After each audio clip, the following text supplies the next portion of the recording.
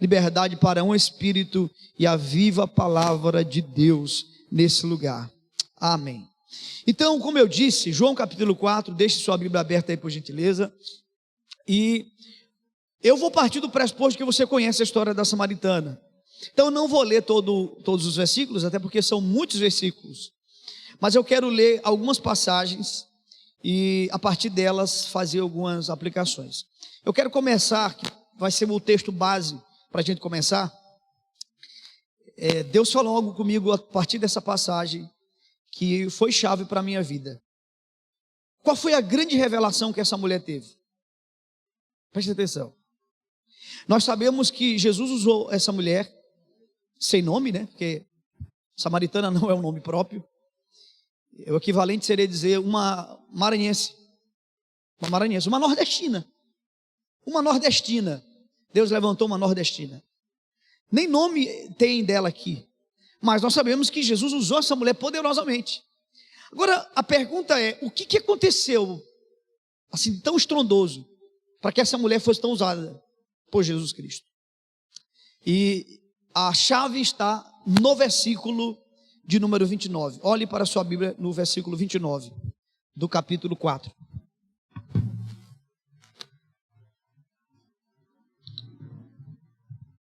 Eu vou ler com você.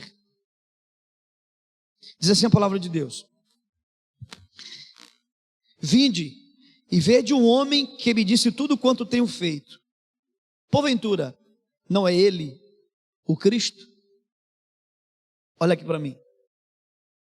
Você sabe qual foi a grande revelação que fez a samaritana ficar tão apaixonada? Foi a revelação de que Jesus é o Cristo. Esse ano está sendo um ano muito especial para mim como pastor. E já são alguns anos, viu gente? Já são mais de 2 décadas pastoreando. Mas esse ano, nós estamos vivenciando como igreja local algo muito novo para nós. E aí eu não posso atribuir a metodologia, porque eu não tenho nenhuma metodologia nova. A metodologia que nós estamos aplicando na IBP é a mesma que a gente aplica, vamos lá, no mínimo aí 10 anos. Somos uma igreja em célula, trabalhamos com discipulado. Então, não necessariamente é a metodologia, ou foi a metodologia que mudou. Eu estou colocando todas as minhas fichas em dizer para a igreja, ensinar para a igreja que Jesus é o Cristo. Isso parece tão óbvio, né? Parece assim, não, eu já sei, pastor. Me conta outra. Desculpa, mas você não sabe. Ah, você não sabe. Porque se você soubesse. Quando que a revelação sobre a igreja foi dada? Foi dada exatamente no momento em que alguém disse que Jesus era o Cristo. Jesus está chamando seus discípulos e ele faz uma pergunta: quem estão dizendo por aí ser o Filho do Homem? Aí eles dizem, um profeta, Elias, João Batista. Jesus então direciona a pergunta para eles e diz: e vocês? Quem dizem? Ou quem dizeis que eu sou? Aí Pedro diz assim: Tu és o Cristo, Filho do Deus vivo. Aí Jesus diz: Pedro, não foi carne e nem sangue quem te revelou isso. Aí Jesus posteriormente vai dizer: sobre esta pedra, sobre esta revelação, eu vou edificar uma igreja, e as portas do inferno não prevalecerão contra essa igreja. Então eu estou colocando todas as minhas fichas em dizer para a igreja que eu sou pastor, todos os domingos, que Jesus é o Cristo, que Ele é o Cristo. Porque eu acredito que quando alguém reconhece, percebe, entende que Jesus é o Cristo, é como que uma escama caísse dos seus olhos. Vocês lembram que eu falei ontem? É o dia em que você foi salvo. Quem lembra disso? Eu disse que ia continuar hoje, lembra? Foi o dia em que você foi salvo. Outro pode ser o dia em que você entendeu o que aconteceu. E é esse o dia em que você é completamente cheio. Então, essa mulher samaritana, é preciso também dizer que algumas pessoas têm uma experiência que no ato da sua conversão elas já compreendem, né? Por exemplo, eu acredito que o apóstolo Paulo foi uma dessas pessoas. A samaritana foi uma dessas pessoas. Então, eu quero falar sobre, partindo dessa história da samaritana, 3 marcas de uma pessoa apaixonada. E eu vou te fazer uma pergunta aqui. Me ache aí na sua Bíblia. E essa é uma pergunta para quem gosta de Bíblia. Me encontre na sua Bíblia o exato momento em que Jesus pede para a samaritana voltar para a cidade e pregar o Evangelho. Vou te dar aí 10 segundos. Olha para a Bíblia aí, rapidinho, 10 segundinhos. Te vira nos 10 agora. Olha para a sua Bíblia, João capítulo 4. E me encontro o exato momento que Jesus pede para a samaritana voltar para a sua cidade e pregar, e evangelizar, e proclamar, e anunciar. Alguém achou? Não, me ache, porque eu estou há 20 anos lendo a Bíblia, mais de 20 anos, e nunca achei, Bruno. Essa é a primeira marca de um apaixonado. Por favor, olha aqui para mim, nunca mais esqueço o que eu vou te dizer. Sabe por que Jesus não pediu para a samaritana voltar para a cidade e pregar? Porque ninguém precisa pedir para um apaixonado fazer essas coisas, ele irá fazer. Tem alguém comigo aqui nessa manhã? Você já parou para pensar por que Jesus não pede para Zaqueu dar o que ele tinha para os pobres? E ele deu? Curioso, não é? Porque Jesus pede para o jovem rico. Jesus pede para o jovem rico: vai lá, vende o que tu tens e dá aos pobres. Mas por que ele não pede para Zaqueu? A mesma lógica. Ninguém precisa pedir para quem descobriu que Jesus é o Cristo. Quando alguém descobre que Jesus é o Cristo, ele vai pregar, ele vai contribuir, ele vai ser fiel. Então o nosso principal papel como pastor é fazer com que as nossas ovelhas se apaixonem por Jesus. E quando que eles terão paixão por Jesus? Quando eles descobrirem que Jesus é o Cristo. Essa não é uma paixão placebo. Porque tem muita coisa, irmãos, que acontece na igreja que é placebo. O que eu estou pregando não é um efeito placebo. É a única coisa que pode fazer com que a igreja se mantenha viva, gloriosa, pulsante. Eu acredito, estou colocando todas as minhas fichas ministeriais nisso. No início do ano, Deus falou algo para mim: gaste mais tempo pregando o meu evangelho, e você gastará menos tempo consertando as pessoas. Essa é uma dica para quem cuida de pessoas. Você é líder de célula, por favor, escute isso. Gaste mais tempo pregando o evangelho, e você gastará menos tempo consertando as pessoas. Volto a dizer, ninguém precisa pedir para um apaixonado. E detalhe, a paixão que eu estou falando é a consequência de quem descobre que Jesus é o Cristo. Quando alguém descobre que Jesus é o Cristo, só fazendo um parênteses aqui, outro dia eu ouvi um filósofo brasileiro dizendo assim: Jesus, perguntaram para ele sobre Jesus, ele disse: Jesus, eu sou fã de Jesus. O Jesus histórico pode ter fã, mas o Cristo não quer fãs, ele quer discípulos, é diferente. E quando essa chave vira, irmãos, eu vou dar um exemplo aqui claro para você. A gente viveu isso há 15 dias atrás, eu e a Ayla, a gente tem uma reunião de discipulado, toda segunda-feira com os líderes de célula, lá a gente chama de GC, e gente, presta atenção, várias pessoas da igreja estão acontecendo isso, eles estão levantando as mãos nas reuniões e dizendo assim: eu quero abrir minha célula. Aí eu olho para eles e pergunto: quem pediu para você abrir a célula? Eu pedi? Não, pastor, você não pediu. Por que você quer abrir a célula? Porque eu não aguento, eu não aguento ficar aqui. Eu quero sair, eu quero pregar. Acredite se você quiser, está aqui minha esposa de testemunha, meus filhos aqui. Só esse ano, eu não estou falando as células da BP, as outras, porque isso aconteceu em várias outras. A nossa célula multiplicou 7 vezes, Juninho, 7 esse ano. Isso nunca tinha acontecido. E eu usei todos os métodos possíveis e imagináveis que vocês possam imaginar. Eu nunca tinha tido a experiência de multiplicar uma célula 7 vezes no ano. Multiplicamos, inclusive essa semana multiplicamos com um casal, que há 15 dias na reunião disse para a gente: pastor, eu disse: o que foi? Eu não aguento mais, eu quero abrir minha célula. Você quer por quê? Porque eu estou apaixonado, pastor. E por que você está apaixonado? Porque caiu as escamas dos meus olhos. Jesus é o Cristo. Jesus é o Cristo. Nós precisamos fazer conferências para dizer para a igreja que Jesus é o Cristo. Foi quando a samaritana descobre isso. É interessante que no diálogo, há um dado momento que ela fala a história do Cristo para o Cristo. Ela diz assim: eu sei que virá um Messias. Como? Dá um testemunho aqui, meu filho Pedro. Pedro, a gente não pediu para ele, nem eu nem a mãe. Pedro, tu tem que liderar a célula. Não, a gente até acha que ele é muito novo. Se você perguntar a opinião minha de Ayla, a gente acha que ele é muito novinho para isso. Mas ele chegou e disse: mãe, pai, eu quero abrir minha célula. Eu nunca esqueci o dia que Pedro ele já é um rapazinho, né? 13 anos, e ele é muito atencioso, ele fica ouvindo as pregações. A gente tem uma equipe de ensino da igreja. Um dia eu reuni todos os pregadores e comecei a conversar com eles sobre o Evangelho, e perguntei para todos o que estava acontecendo com eles, e foi cada testemunho poderoso. E meu filho, quando chegou na vez dele, eu achei engraçado, ele disse assim: pai, depois dessas mensagens cristocêntricas que vocês estão pregando aqui na igreja, eu descobri que, como eu sou falho. E aí ele diz assim: pai, me explica como é que Deus consegue amar uma pessoa como eu? Aí nessa hora a gente que é pai dá vontade de dizer assim: não, meu filho, tu não é tão ruim assim não, pera lá.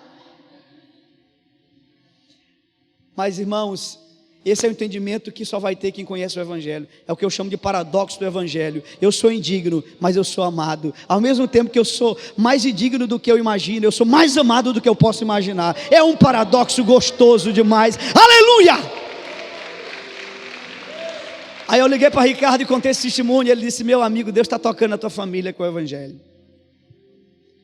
Gente, acredite, gaste todas as forças de vocês dizendo que Jesus é o Cristo. É lindo quando as pessoas entendem que Jesus é o Cristo. Parece que elas ficam assim: ó, entendi, deixa eu fazer, deixa eu contribuir, deixa eu ajudar. Presta atenção. Essa semana eu lembrei do meu pai, meu saudoso pai.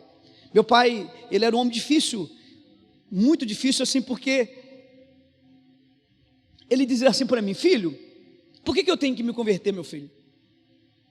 Eu não traí tua mãe, eu não gosto de festas, eu não tenho vício nenhum. Por que eu tenho que ser crente? É uma boa pergunta. E aí eu tentava falar para ele e era difícil para ele entender. E meu pai demorou muito a converter. E eu lembro no dia que ele converteu, a gente fez um culto em ações de graças. E quando foi à tarde, umas 6 horas, ele me chamou e disse assim: meu filho, que horas vai começar esse culto de vocês? Culto de vocês. Eu já era cristão, pastor, meu irmão, minha mãe, minha irmã, faltava ele. E ele disse, eu disse: pai, vai começar às 7h30. Ele disse: que horas termina? Eu disse: no máximo 9h30. Ele disse: 10 horas eu vou chegar aqui. Eu disse: meu pai, por que o senhor não fica no culto? Ele: meu filho, porque eu não gosto dessas coisas. Gosto. Eu disse: pai, vamos combinar uma coisa, fique no culto. Ninguém vai lhe mexer. Ele disse: ninguém vai me mexer? Eu disse: ninguém vai lhe mexer. Só ficar quietinho, sentado em algum lugar aí, e lhe prometo. Ele: tá bom. Eu não queria, mas vou ficar. Por vocês eu vou ficar. Na época eu nem lembro direito ao certo quantos anos eu tinha, mas eu lembro de uma coisa: eu nunca tinha visto meu pai chorando. Eu vi meu pai perdendo pessoas importantes que ele amava muito, mas era um homem muito, muito firme, muito forte nas emoções. Nunca vi, até aquele dia, meu pai colocando uma lágrima para fora. Nesse dia eu estava ministrando louvor. Por incrível que pareça, eu toco, irmão, mal, mas toco. Plantador de igreja, né? Bate os canteiros e corre para cabecear. E aí eu tocava. Não tinha gente na igreja para tocar, na época eu tocava. Então eu fui cantar e tocar. E na hora que meu irmão estava pregando, que fez o convite, meu pai foi em prantos. E ele recebeu Jesus na vida dele. Pela primeira vez eu vi meu pai chorando e foi: meu Deus, quão lindo, essa cena tá viva na minha mente hoje, aqui agora. Pegaram uma cadeira assim, porque ele estava muito emocionado. E quando terminou o culto, eu vi meu pai fazendo uma coisa que mexeu muito comigo e com o meu irmão. Meu pai cortou um pedacinho do bolo, pegou um copinho de refrigerante, atravessou a rua e bateu na casa de um senhor que ele era mau, Ana. Eles não se falavam muitos anos. Eles tinham um problema lá entre eles, e eles não se falavam. E meu pai foi lá, pastor, bateu na porta e eu disse: meu irmão, olha ali o que papai está fazendo. E ele foi lá, levou o copo de refrigerante, o bolo, se abraçaram. Meu pai pediu perdão para ele. Na mesma noite meu pai chegou para mim, isso lá para 11 da noite, ele disse: meu filho, como é que esse negócio do dízimo?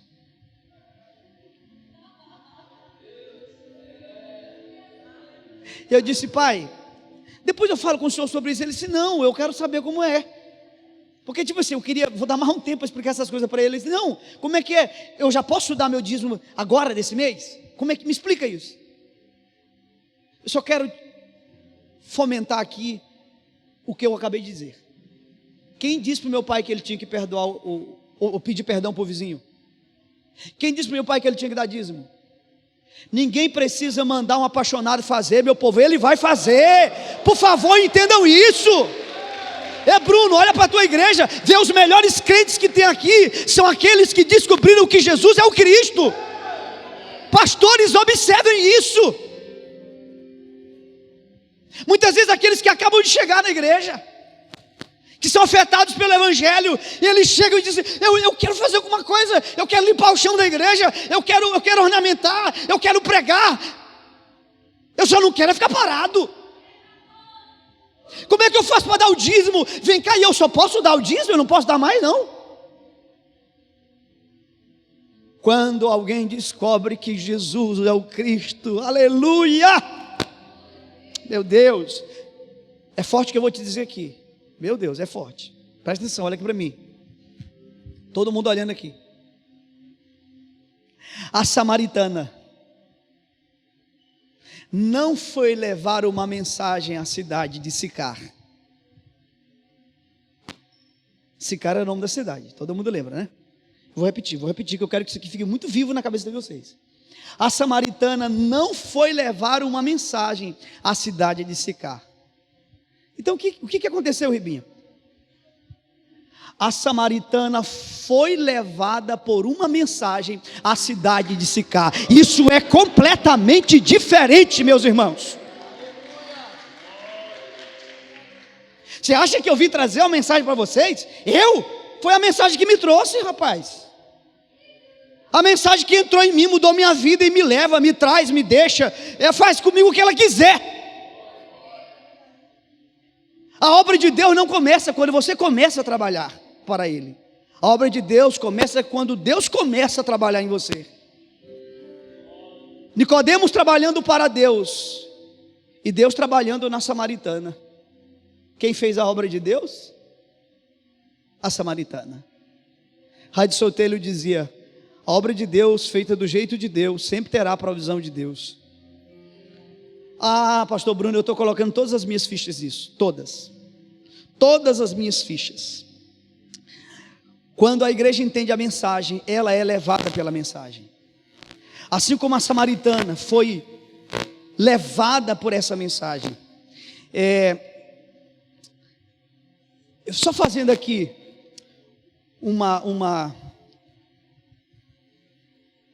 a diferença entre a samaritana e Nicodemos. Enquanto Nicodemos trabalhava para Deus, Deus trabalhava na samaritana. Acabei de falar isso. Qual foi o problema de Nicodemos? O The Chosen aborda de forma muito bela, né? Vocês já assistiram The Chosen? Eles abordam de forma muito bela essas duas histórias, porque elas não estão na Bíblia coladas, essas histórias, por acaso. João capítulo 3, Jesus e Nicodemos. João capítulo 4, Jesus e a samaritana.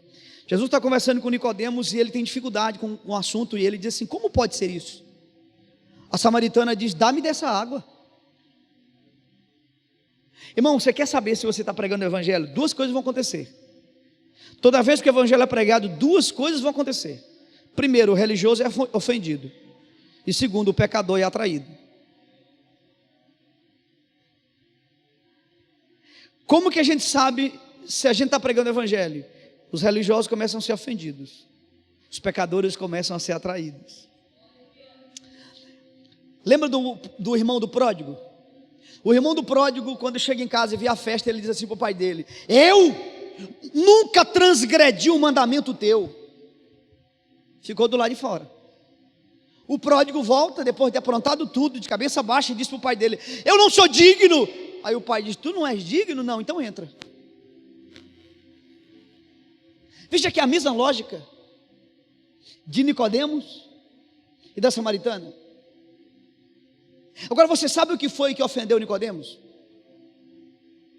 Ribinha, o que ofendeu Nicodemos? Vou te dizer agora. O que Jesus falou para ele: tu tens que nascer de novo. Ah, mas por que isso é tão ofensivo? Pedro, meu filho, o que foi que você fez para nascer? Nada. Você fez o que para nascer, irmão? Fisicamente? Nada. Nicodemos entendeu a charada. Opa, pera lá. Como é que é? O senhor está querendo dizer para mim que eu não fiz? Não, e tudo que eu fiz, e meus sacrifícios e minhas renúncias. Irmão, por que a cruz ofende o judeu? Porque o judeu queria mérito. Por que essa mesma mensagem ofendia, Daniel, o grego? O judeu quer mérito, ok? O grego queria o quê? O grego era o grego da teologia. O grego era o grego da filosofia. É a Grécia de Platão, de Aristóteles, de Sócrates, dos filósofos epicureus, estoicos. Eles são os donos do pensamento organizado. Eles queriam uma lógica, uma explicação. Cá entre nós, irmão, a mensagem da cruz é tudo, menos uma coisa lógica.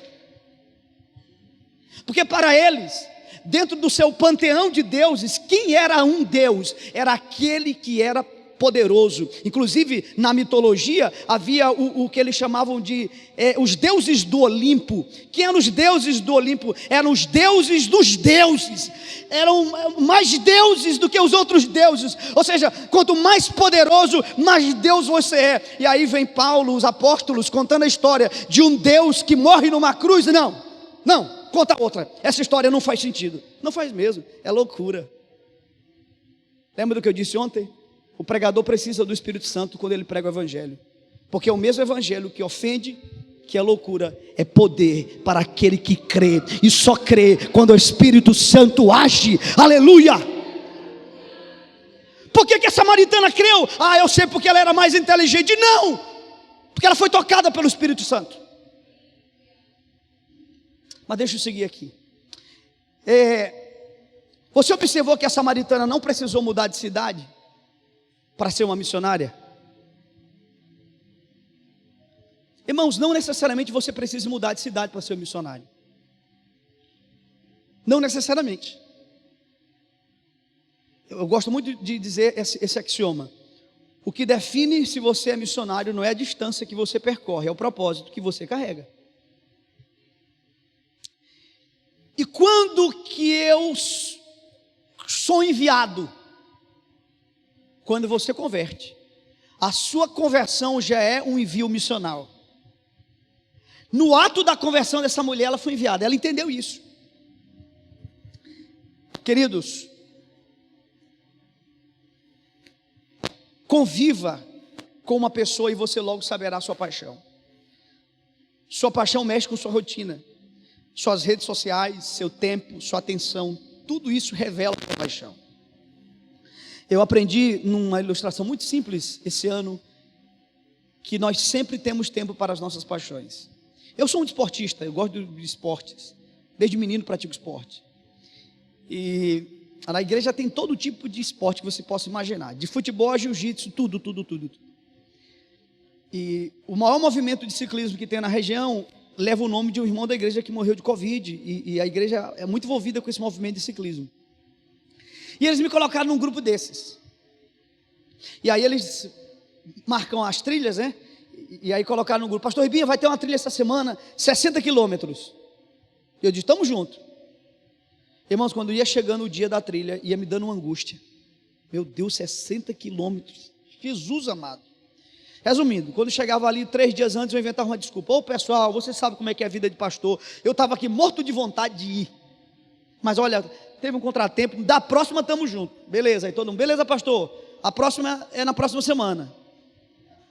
Aí eu ficava procurando uma desculpa nova, né? Aí eu botava no grupo, gente, eu estou sem bike. Aí um botava, eu tenho uma, pastor, eu lhe empresto. Eu disse, gente, eu não tenho aquele short que vocês usam, eu não tenho nem coragem de usar aquele short. Desculpa a piada, sem graça. Aí eles botam lá, pastor, eu tenho um que dá no senhor. Irmão, eu não tinha mais desculpa para inventar. Aí eu lembro que tinha uma trilha, isso era tipo assim, a trilha seria parece que era domingo de manhã a trilha. No sábado à noite eu não tinha botado nada no grupo. Aí eu peguei o áudio, o celular, o WhatsApp, e falei assim, gente, vocês sabem, eu estou aqui morto de vontade de ir. Meu Deus, mas essa vida de pastor é tantos compromissos e tal, e não vai, quando eu fui dizer não vai dar, eu ouvi uma voz dentro de mim dizendo assim, para de mentir, rapaz. Cortei o áudio, e aquela voz começou a conversar comigo. Você está dizendo que você não tem tempo para bike, né? Mas como é que você tem tempo para futebol? Irmãos, eu jogo bola 2, 3 vezes na semana. Quando a patroa libera, até 5, dependendo da semana. Por que eu tenho tempo para futebol? Se tiver uma bolinha já tarde, eu estou junto. Por que eu tenho tempo para futebol? Qual é a lógica? E eu não tenho tempo para bike. Qual é a lógica, gente? Não tem paixão, minha filha. A gente vai ter tempo. Tem um menino na nossa igreja chamado Gil. Gil é um músico da igreja. Gil, ele acorda de segunda a sexta-feira. Ele pedala todo dia, gente. Mais de 40 quilômetros. Gil acorda 3 da manhã, cara. Eu olho para ele, Gil, como é que tu consegue fazer isso? Ele diz, pastor, como é que o senhor consegue correr atrás de uma bola? Veja que você não entende a paixão do outro quando não é a sua paixão. Vou ser muito sincero, irmão, eu não entendo como é que uma pessoa consegue sair de madrugada 3 da manhã para pedalar. Meu Deus, a bola faz sentido, você faz um gol, você comemora. Mas por que faz sentido para mim? Porque é uma paixão. Presta atenção. Você é inteligente, você sabe que não é de bicicleta e bola que eu quero falar. O que eu quero dizer para você é que quando o teu líder te convida para uma atividade, você diz assim, irmão, eu queria tanto ir. Meu Deus, eu estou com tanta vontade de ir, mas você sabe como é que é essa vida corrida? Para de mentir, rapaz. Para de mentir. E diga para o teu líder, fulano, eu não vou porque isso ainda não é uma paixão, porque se fosse, eu teria tempo. Quem faz a obra nessa igreja ou em qualquer outra igreja? Eu sei, quem tem tempo sobrando, né? Não, quem tem paixão suficiente. Então o que está faltando para ti não é tempo, é paixão. Paixão. Rapaz, eu fiquei constrangido agora. Eu fui pregar numa cidade, Lago da Pedra, semana passada. Fiquei hospedado na casa de um homem muito próspero. Ele é advogado, a esposa é advogada, eles são alunos também da nossa mentoria. E ele tem uma empresa de contabilidade que presta serviço para as maiores prefeituras daqui do interior do Maranhão. Então, um homem muito próspero mesmo. Pense num ocupado. Na segunda-feira ele tinha prestações de contas de vários deputados.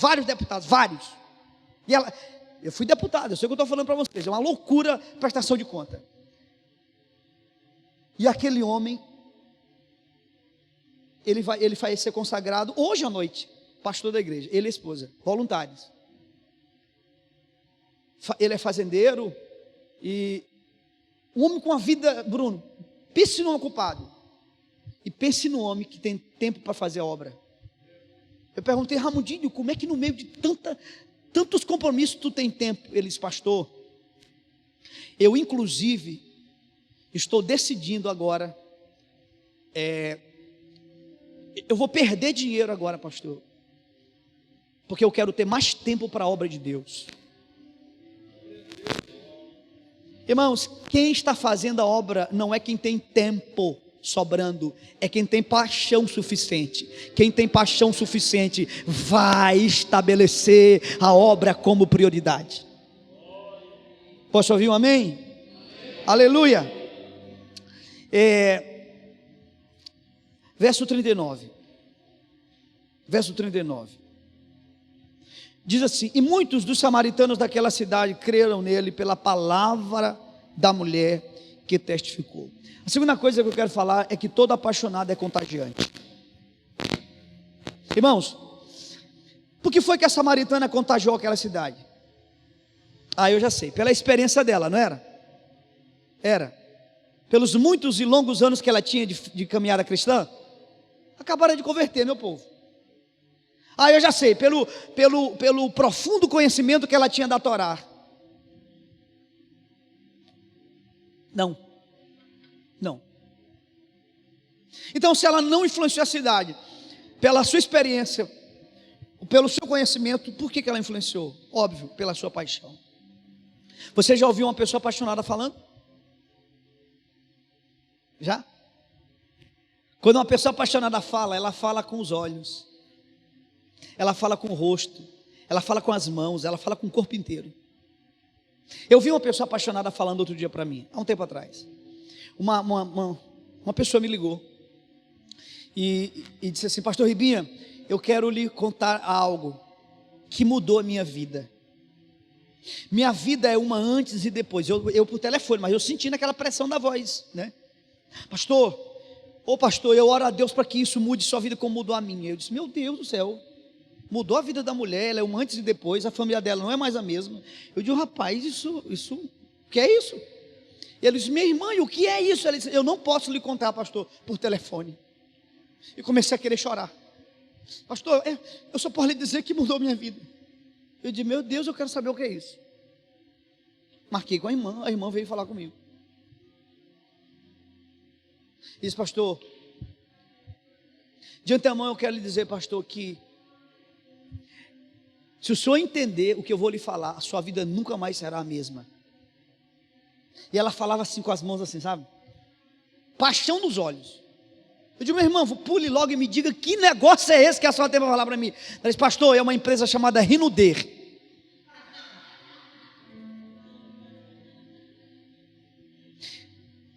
Irmão, eu não estou fazendo uma crítica a Rinuder. Pelo contrário, eu estou fazendo um elogio para eles e uma crítica para nós. Como é que alguém fala da Rinuder com tanta paixão e nós falamos de Jesus com tanto, sabe? Meu, o que está acontecendo com a gente? Como é que uma mulher fala de Rinuder no telefone que me dá vontade? Eu sou homem ocupado, irmão, eu tenho muita coisa para fazer. E eu quis saber o que aquela mulher tinha para falar para mim. Por quê? Porque aquela mulher estava apaixonada. E nós estamos falando de Jesus, parece que ninguém tem interesse. O que está acontecendo com a gente? Meu Deus do céu. Eu lembro de uma história que eu ouvi de um pregador, que ele estava passando por um tempo difícil na vida dele, e ele foi num psicólogo, e o psicólogo disse para ele assim: pastor, você tem que fazer uma coisa que lhe dê prazer. E ele disse: eu amo assistir peças de teatro, mas é complicado isso na minha cidade, eu sou um pastor e tal. Então vai em outra cidade, se isso lhe incomoda. E o pastor foi para outra cidade e foi assistir uma peça de teatro. Ele estava em depressão, o pastor, o pregador. E aí ele foi lá, assistiu a peça, sentou bem na frente. E quando os atores, as atrizes entraram e encenaram a peça, e foi uma peça emocionante, linda, ele começou a chorar, Bruno. O cara chorava, e ele olhava assim para o lado, e todo mundo chorando, e mexeu com ele. Terminou a peça, ele foi lá onde o ator principal cumprimentou o ator e disse: meu amigo, eu quero te cumprimentar, que peça incrível, olha como me fez bem ter vindo aqui hoje. Eu precisava ser tocado assim, externar minhas emoções, mas eu quero que você me ajude, porque lá onde eu trabalho, onde eu desempenho meu papel, eu não vejo lá o que eu vi aqui, as pessoas chorando, compenetradas, atenciosas. Pelo contrário, lá eu vejo as pessoas desatentas, bocejando. E aí o ator perguntou: e o que o senhor faz da vida? Ele disse: eu sou pregador. Ele disse: tá bom, você me perguntou, sua pergunta foi muito honesta, a minha resposta não pode ser diferente. Eu já frequentei os cultos de vocês, são legais, eu gostei, mas eu percebi uma diferença entre vocês e nós. E o pregador disse: qual é? É que nós atores, nós falamos de fábulas como se elas fossem realidades, mas a impressão que eu tive é que vocês falam de realidades como se elas fossem fábulas.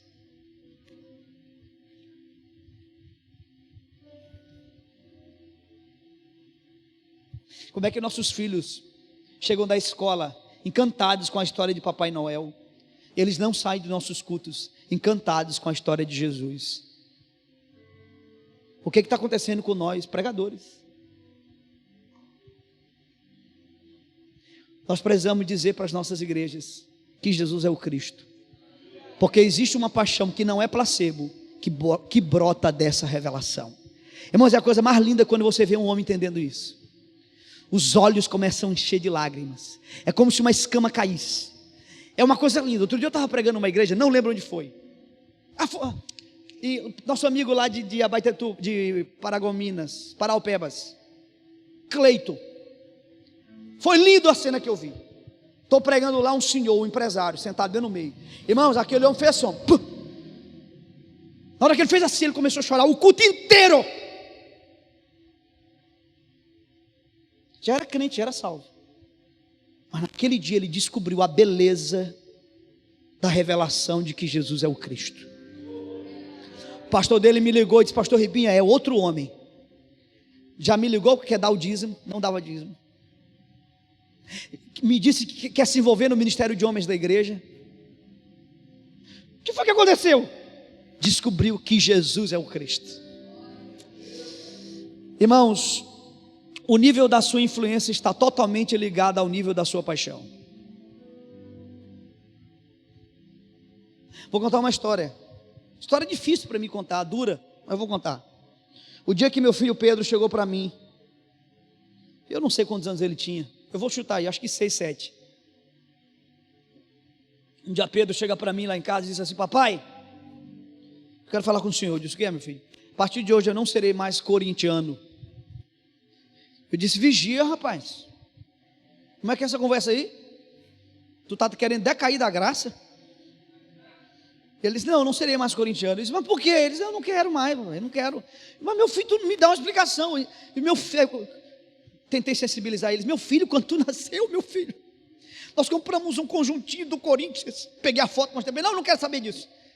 Meu filho, tu tinha uma touca do Corinthians, tu tinha uma blusa do Corinthians, tu tinha um shortinho do Corinthians. Mas eu não quero mais ser corintiano. Eu disse: mas que time tu quer torcer? Orando a Deus para que não fosse nem Flamengo nem Palmeiras.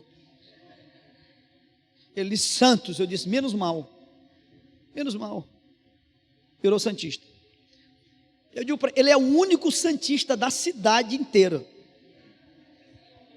São Paulino, né? Eu levei ele para comprar a camisa dele, acho que 2 shoppings, não tinha camisa. Tinha do Sampaio Corrêa, do Motoclube, mas não tinha do Santos. Ele disse: mas eu quero ser santista, papai. Decidido. Tá. Mas a lógica não é essa. A lógica, sabe qual é? Esse ano Deus me mostrou algo sobre essa experiência que eu tive com Pedro. Sabe por que Pedro não é corintiano? Eu vou revelar para vocês. Porque eu sou um corintiano morno. Eu fui saber que o Corinthians estava na final da Copa do Brasil no dia do jogo. Pergunta qual é o próximo jogo do Corinthians, eu não sei. Pede para eu escalar. Eu só sei o Cássio, que é o goleiro. Também, se não souber, pelo amor de Deus, né? Não sei mais nem o nome de um jogador do Corinthians. Ou seja, Pedro nunca me viu chorando pelo Corinthians. Pedro nunca me viu triste porque o Corinthians perdeu uma competição. Não. Sabe o que eu aprendi, pastor Lúcio? Que a gente não transfere outra coisa senão a nossa paixão. Pode observar que quando o pai é apaixonado por um clube, é batata, o filho dele vai ser. Lá em Pinheiro tem um irmão da igreja, ele é doente pelo Flamengo, doente. Tudo dele é adesivado do Flamengo. Quando o Flamengo joga é uma loucura. Os miudinhos dele, tudo são flamenguistas doentes, os bichinhos. Por quê? Porque você não transfere outra coisa senão sua paixão. Você vai entender, você é esperto, hein? Outro dia um pai chegou para mim lá na igreja e disse: pastor Binha, fala com meus filhos. Meu Deus, pastor, esse menino não quer ir para a célula. Esse menino não quer se envolver com a igreja, pastor. Pastor, eu vou conversar com esse menino. E eu olhei para o pai e disse: rapaz, tu só vem para a igreja. Eu não falei, só pensei: tu vem para a igreja no domingo? Veja que o pai queria que o filho fosse fervoroso por um Deus que ele é morno. Eu queria que Pedro fosse fervoroso por um clube que eu sou morno. Pai, deixa eu te falar uma coisa: teus filhos tendem a abandonar aquilo que você é morno. Teus filhos dificilmente serão quentes por um Deus que você é morno. Rodrigo Arraes disse para mim isso na Coreia, em um cemitério, 2:30 da manhã. Essa é a história.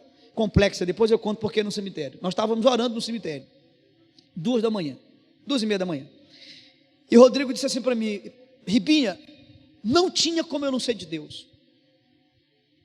Eu disse: por que, Rodrigo? Pastor, eu cresci numa casa, vendo meu pai, sábado à tarde, ele pegava todas as bíblias dele e jogava assim na mesa, no chão, e parecia assim que ele estava procurando alguma coisa, e era a cena de sábado, papai numa mesa cheio de bíblia para todo lado, sala, papai lendo bíblia daquele jeito, eu ia para o quarto, minha mãe no microcistezinho, ouvindo Antônio Cirilo, 3 horas ouvindo Cirilo e chorando. Então, mamãe chorando no quarto, papai lendo a Bíblia na sala, mamãe chorando, papai lendo a Bíblia. Pastor, não tinha como eu não ser de Deus. Você não transfere Deus, você transfere sua paixão. E a última coisa para eu finalizar, e a mais forte de todas, verso 4, versículo 4, diz assim: meu Deus, isso aqui é forte, irmão. E era-lhe necessário passar por Samaria. Presta atenção, Jesus estava entre a Judeia e a Galileia, ele tinha que passar por Samaria. Só que eles nunca faziam essa rota, apesar de ser mais curta. Por que ele não fazia? Porque ela era perigosa. Por que Jesus decidiu passar por ali? Deixa eu te fazer uma pergunta muito óbvia. A samaritana foi buscar água no poço, não foi? A samaritana sabia que Jesus estaria ali? Sabia? E Jesus foi para o poço porque ele estava com sede, não foi? E Jesus sabia que a samaritana estaria ali? Sabia ou não? Sabia. Logo, quem foi que marcou o encontro? Olha aqui para mim. Quem disse que foi você que marcou o encontro com Jesus? Quem disse que foi você que escolheu Jesus? O meu objetivo nessas 2 mensagens é dizer para você que você foi atropelado pela graça de Deus. Esse ano essa ficha caiu para mim. Esse ano eu fui esmagado, eu fui atacado por um leão furioso de amor. Eu fui vencido. Todo apaixonado foi afetado. Essa é a lógica do terceiro e último ponto. Infelizmente a palavra paixão perdeu o seu sentido original. Hoje as pessoas falam de paixão como se fosse fogo de palha. Mas a palavra paixão no original, no grego, é patos, de onde vem patologia. E essa palavra significa sofrer. Só que não sofrer no sentido sentimental. Por isso que se chama o sacrifício de Jesus de paixão de Cristo. O que é sofrer? Sofrer é isso aqui, ó. Meu amigo, fica em pé aqui, por gentileza, de frente para eles. Então ele está parado, fica paradinho. Ele está parado. E eu vou fazer isso aqui nele, ó. O que aconteceu com ele? Ele sofreu o impacto. A palavra paixão literalmente é isso aqui, ó. No grego. No latim é passion, de onde vem passividade. Ele está passivo, não está? Eu estou ativo, ó. Então, o que é a paixão? A ideia de que alguém foi afetado. Obrigado, senta lá. Qual era o símbolo que os gregos usavam para a paixão? Vocês lembram?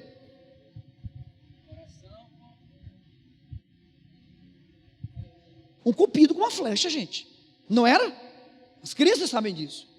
Só que os gregos eram mais inteligentes. Antes de dar nomes para as coisas, eles pensavam. Irmão, por favor, não esqueça disso. Paixão não é uma coisa que você decide. Eu não olhei minha esposa e disse assim: eu vou amar essa morena, eu vou amar essa morena, eu vou amar essa morena, eu vou amar essa morena. Não foi assim não, irmão. Eu vi essa mulher ministrando louvor e quando eu olhei, eu disse: meu Deus, que morena é essa? Que é isso? Senhor, não é hora de eu pensar nessas coisas. Estava num culto, irmão, ia pregar. Pum! Como uma flecha tivesse me afetado. Aí tem gente dizendo assim: meu Deus, uma flecha nunca me afetou. Creia no milagre, irmão, vai te afetar. Acredite, amém? Aleluia. Sendo um pouco triunfalista, vai dar tudo certo. Antes do final do ano, Deus te entregará a tua bênção. O que é paixão? Paixão é uma coisa que te afeta. Ó, não há nada que eu possa fazer, tipo, eu vou amar bicicleta, eu vou amar bicicleta, não. Porque quem ama, ama porque em algum momento da vida a experiência com a bicicleta o afetou. Por que eu gosto de futebol? Porque eu gosto. Por que eu gosto? Eu gosto, eu não sei porquê, só que eu gosto. Algum momento da minha infância, futebol, na verdade, eu acho que desde o ventre, eu não sei o que aconteceu ali. Eu só sei que eu fui afetado, eu gosto desse esporte. Irmão, eu quero te dizer nessa noite, nessa manhã,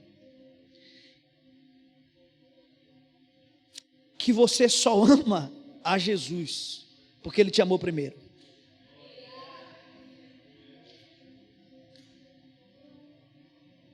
Ontem o pastor Bruno preparou um banquete para a gente, depois do culto.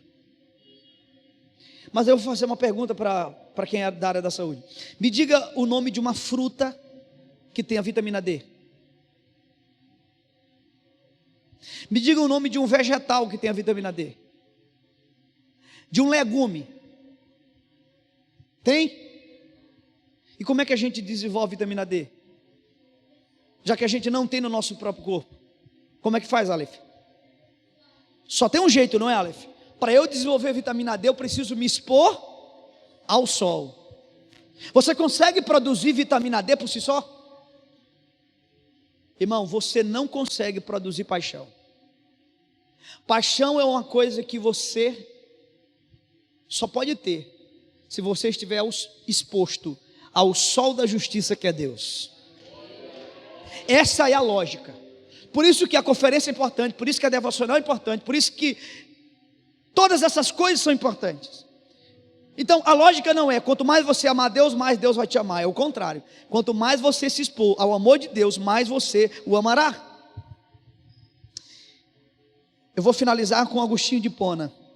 2 frases dele. Agostinho de Hipona disse assim: apaixonar-se por Deus é o maior de todos os romances. Buscá-lo, a maior de todas as aventuras. Encontrá-lo, a maior de todas as realizações humanas. Agora, a frase dele que eu mais gosto é essa aqui, ó, por favor. Essa aqui é a brilhante. A minha consciência, Senhor, não duvida. Antes tem certeza de que te amo. Rapaz, que coisa forte. Escuta. Feriste-me o coração com a tua palavra, desde então te amei. Pera lá. Olha o que Agostinho está dizendo. Feriste-me o coração com a tua palavra, desde então te amei. Quando que você passou a amar Deus? Você passou a amar Deus depois que Deus te feriu com a palavra dele. Pastor, e o que isso vai mudar na minha vida? Tudo, porque você vai ter gratidão. Você vai descobrir que foi Deus que te achou. Existe um documentário que eu estou falando para todo mundo. Está na internet. Eu assisti sozinho, chorei igual uma criança. Assisti depois com minha família. Depois assisti com a minha equipe de líderes. Depois assisti com todos os líderes de célula da igreja. Depois assisti com toda a igreja. Um documentário na internet chamado O Poder de Deus. Alguém já viu? Não? Meu Deus! Pelo amor de Deus, assista esse documentário, gente. Foi um carinha aqui do Nordeste que fez esse documentário. Ele ouviu uma pregação de Leandro Vieira sobre o Evangelho. Cara crente, muitos anos. E ele disse: eu nunca tinha escutado o Evangelho desse jeito. Só que eu não sei pregar, começou a me prega. Como é que eu faço? E ele era da área de mídia da igreja. Então o que ele faz? Ele desce para os interiores e ele começa a gravar histórias de pessoas que foram encontradas pelo amor de Deus. Ah, irmão, te prepara para chorar. Meu Deus, cara. Tem a história de um rapaz chamado Inácio. Ele não sabe ler, ele não tem os dentes da boca. E ele disse que ele estava fazendo uma caeira. Você sabe o que é caeira? Sabe? Ele estava fazendo uma caeira de madrugada, 3 da manhã, fumando um cachimbão. Não estava ouvindo nenhuma música do Daniel Alencar, não estava ouvindo nenhuma pregação do pastor Bruno. Ele estava lá, fumando um cachimbão, 3 da manhã. E ele disse que de repente, ele está lá, ele começou a olhar para o céu. Começou a olhar para ele. Cai de joelhos e começa a chorar e clamar misericórdia. Joga o cachimbo no chão e disse: Deus, me livre disso aqui.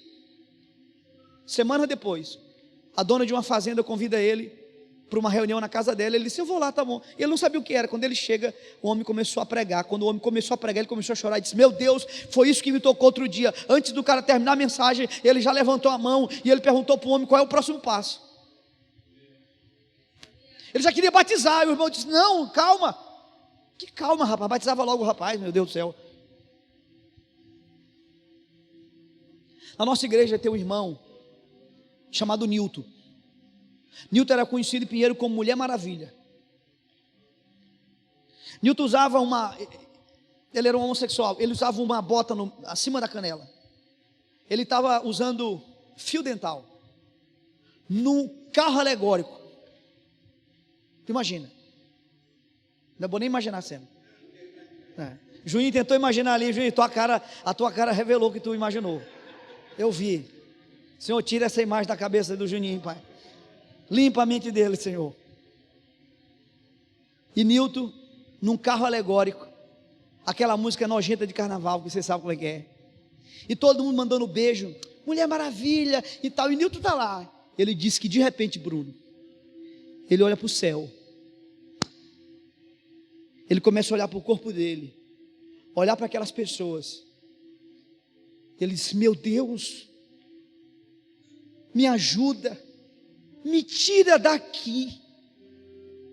Niltinho tem mais de 30 anos que está na igreja. Meu Deus, esse homem foi atropelado pela graça de Deus. Tem um irmão da nossa igreja chamado Cid Clay. Cid tem um irmão e ele contou essa história para a gente do GC, há uns 2 meses atrás. Esse rapaz, ele era um transexual, morava em São Paulo. Poucas mulheres na cidade de Pinheiro tinham um corpo que esse homem tinha. O corpo dele foi modelado para ser uma mulher. E ele estava de madrugada. Eu vou melhorar a história aqui porque tem criança, certo? Ele estava na prática do pecado, dormindo. E ele acorda 3 da manhã. Pá. Manda a pessoa que está do lado dele embora da casa. A pessoa: o que foi? Ele vai embora daqui agora. O que foi, Carlinha? Carlinha, rapaz, tu me respeita. Meu nome é Carlos. Botou o cara embora, Lúcio. Foi para frente do espelho e começou a chorar. Ele disse que ele chorou mais de 3 horas. Senhor, o que eu fiz da minha vida? Tenha misericórdia de mim. No outro dia, ele disse que ele nunca desejou tanto que um dia clareasse. Na hora que clareou, ele saiu. A primeira igreja que ele viu aberta, ele entrou. E ele entregou a vida dele a Jesus Cristo. Nunca se dizia do evangelho. É homem e é másculo. Másculo, é um homem másculo. Você olha para ele, você nunca disse que foi homossexual na vida dele. Tem filhos. O que foi que aconteceu com esse homem?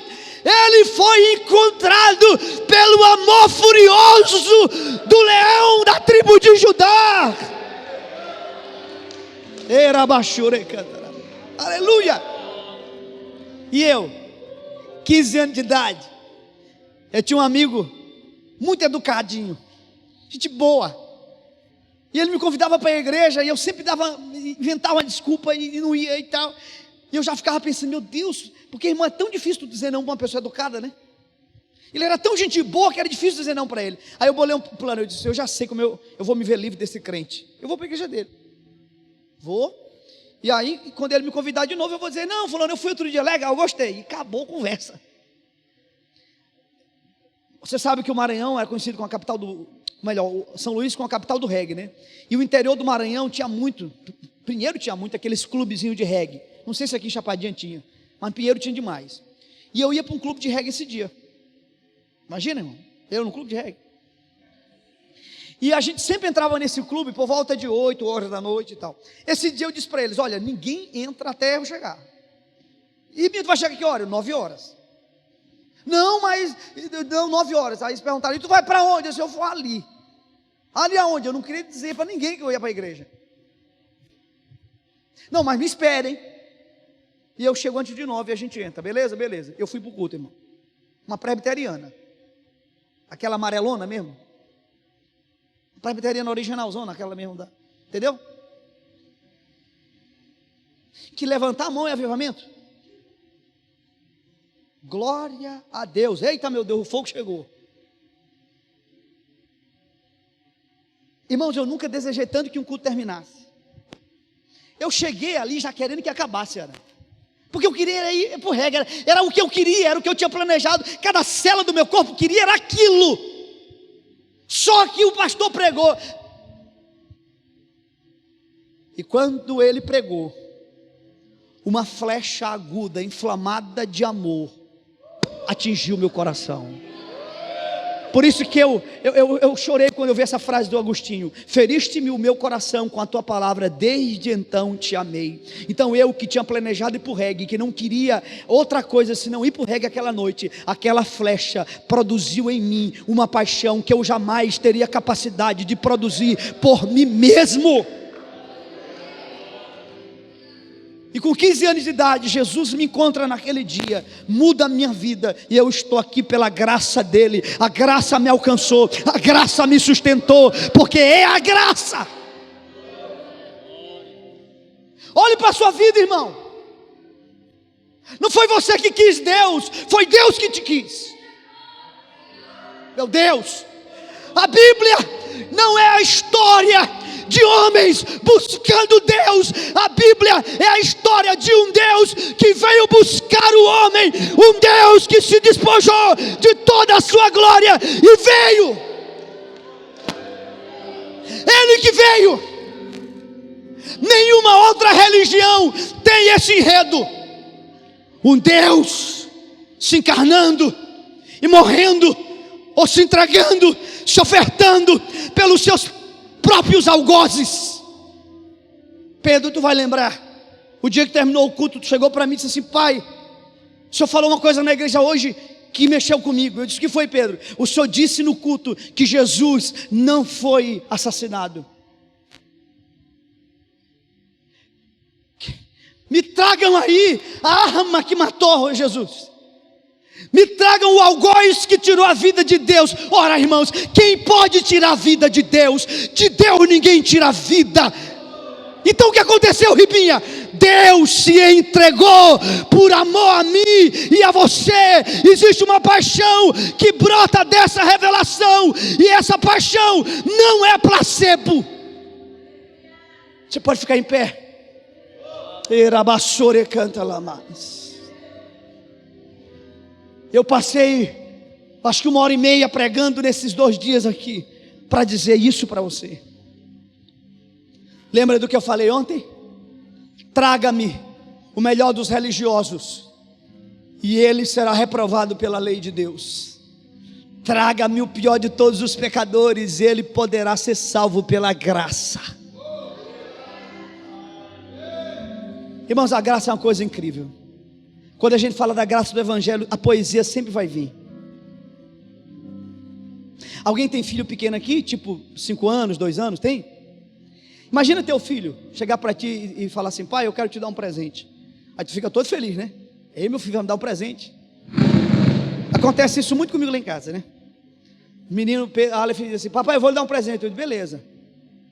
Só quer o quê? Eu digo: eu quero uma chuteira e tal. Aí ele diz: tá bom, papai, me dá o dinheiro para eu comprar seu presente. Engraçado, não é? Porque, ora, o presente é meu, mas eu dou dinheiro para comprar meu presente, rapaz. É engraçado, né?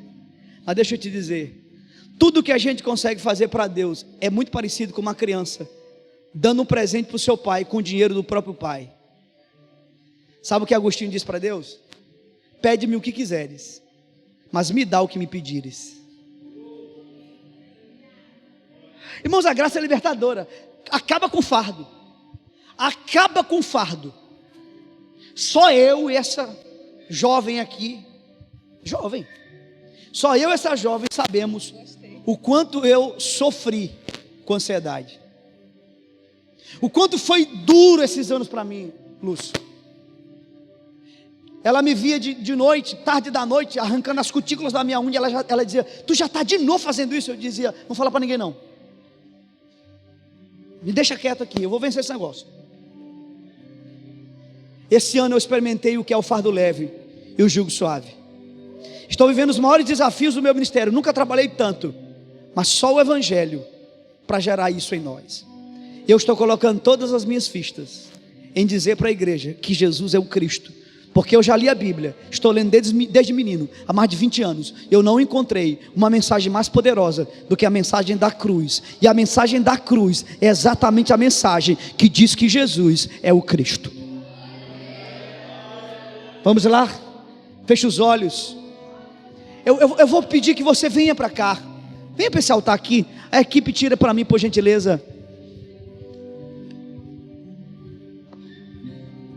Venha para cá, vamos orar.